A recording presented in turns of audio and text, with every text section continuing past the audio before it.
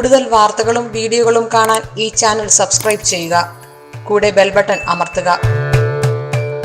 നമസ്കാരം. മകൻ നക്ഷത്രം. മകൻ നക്ഷത്രത്തിന്റെ ദശാനാഥൻ കേതുവാണ്. ഇവരുടെ ജനനം കേതുവിലാണ്. ഈ പൈതൃകങ്ങളായ കർമ്മങ്ങള്, ജലസേചനം മുതലായ ജല കാര്യങ്ങള്, വിവാഹം എന്നിവയ്ക്കെല്ലാം ഈ നക്ഷത്രം വളരെ നല്ലതാണ്. ഒപ്പം തന്നെ നക്ഷത്രത്തിന്റെ ദശാനാഥൻ കേതുവായതുകൊണ്ട് കേതുർ ദശയിലാണ് ഇവർക്ക് ജനനം.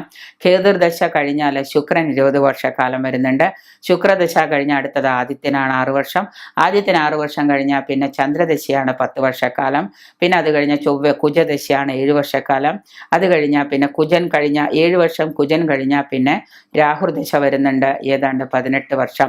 കുജരാഹു സന്ധി ഇവർക്ക് വളരെ ഒരു ദോഷ സമയം തന്നെയാണ്. ഈ ദോഷ സമയത്ത് ഈ ദശ സമയം കുജൻ കഴിഞ്ഞ് രാഹുലേക്ക് പോകുന്ന കുജരാഹു സന്ധി ദോഷമോ മറ്റു കാര്യങ്ങളോ ഒക്കെ ഉള്ളത് കൊണ്ട് ആ ദശാസമയത്ത് നമ്മൾ ജാതകം പരിശോധിച്ച് അത് ഏത് പ്രായത്തിലാണോ നിങ്ങൾക്ക് കുജരാഹു സന്ധി വരുന്നത് എന്ന് നോക്കിയിട്ട് അതിന് പരിഹാരങ്ങൾ ചെയ്യുക. ഈ രാഹുർ ദശ സമയം തീരുന്നതോടുകൂടി നിങ്ങളുടെ കാലത്തിന്റെ മാറ്റങ്ങൾ നോക്കിയിട്ട് അതിനുള്ള പരിഹാരങ്ങളും ദശാസന്ധി പരിഹാരങ്ങളൊക്കെ ചെയ്യുക.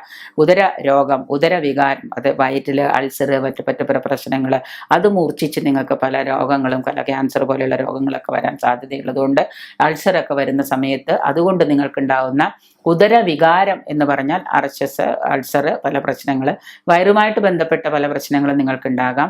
അപ്പോൾ പിന്നെ മുഖരോഗങ്ങൾ, മുഖത്ത് പല രോഗങ്ങൾ ഉണ്ടാവാം. വായു കോപം, എപ്പോഴും ഇങ്ങനെ വായു പുളിച്ചു തികട്ടല്, വായു രോഗങ്ങൾ, വായുമായിട്ട് ബന്ധപ്പെട്ട രോഗങ്ങൾ, വായുക്ഷോഭം, പുറം വേദന, കഴുത്ത് പുറമൊക്കെ വേദന ഉണ്ടാവുക, കഴുത്തിൽ ഈ സ്പോൺസിലൈറ്റിസ് എന്ന് പറയുന്ന പോലെ കഴുത്തിലുണ്ടാകുന്ന രോഗങ്ങളൊക്കെ, എല്ല് തേയ്മാനം പോലെയുള്ള രോഗങ്ങൾ ഉണ്ടാവുക, ഹൃദയമിടിപ്പ്, അമിതമായിട്ടുള്ള ഹൃദയമിടിപ്പ്, അതുകൊണ്ടുള്ള തലചുറ്റലുകൾ, ബുധസംബന്ധ രോഗങ്ങൾ, മലബന്ധമായ രോഗങ്ങൾ, നിങ്ങളുടെ മലബന്ധ രോഗങ്ങൾക്ക് ചികിത്സ തേടാതിരുന്നു കഴിഞ്ഞാൽ അതുകൊണ്ട് നിങ്ങൾക്ക് മറ്റു പല രോഗങ്ങളും സംഭവിക്കാം. അപ്പോൾ അർദ്ധാംഗപീഡ മൂലം ഉള്ള ക്ലേശങ്ങൾ, അർദ്ധാംഗപീഡ എന്ന് പറഞ്ഞാൽ പകുതി ശരീരത്തിന്റെ ഭാഗങ്ങൾ നിങ്ങൾക്ക് വേദനകൾ വരാം, പക്ഷെ അത് എന്തുകൊണ്ടെന്ന് കണ്ടുപിടിക്കാൻ പറ്റാതെ വരാം. അപ്പം അതുകൊണ്ടുള്ള ക്ലേശങ്ങൾ ഇത്യാദി രോഗങ്ങളൊക്കെ നിങ്ങൾക്ക് അനുഭവപ്പെടാം. അപ്പം ഇതിനൊക്കെ പിന്നെ ബാധ മൂലം ചില സമയത്ത് നിങ്ങൾക്ക് അസുഖങ്ങൾ ഉണ്ടായിട്ട് തലചുറ്റൽ വരുമോ, അല്ലെങ്കിൽ അത് നിങ്ങളെ ബാധിക്കുകയൊക്കെ ചെയ്യാം. ഭൂതബാധ, പ്രേതങ്ങൾ, ആഭിചാര ദോഷങ്ങളൊക്കെ പെട്ടെന്ന് നിങ്ങളെ ഭാവിക്കാം. ഇങ്ങനെയുള്ള ക്ലേശങ്ങളൊക്കെ അനുഭവിക്കേണ്ടതായിട്ട് വരാം. അതിന് പരിഹാരമായിട്ട് നിങ്ങൾ ശിവക്ഷേത്രത്തിൽ പോയിട്ട് നിങ്ങളുടെ ജാതകം പരിശോധിച്ചിട്ട് ഈ രോഗം വരുന്നു എന്ന് കാണുന്നതിന് മുൻപ് ശിവക്ഷേത്രത്തിൽ പോയിട്ട് ധാര, കൂവളമാല, ധാര 108 കുടം ധാരയൊക്കെ ചെയ്യുക. ദരിദ്രർക്ക് അന്നദാനം ചെയ്യുക.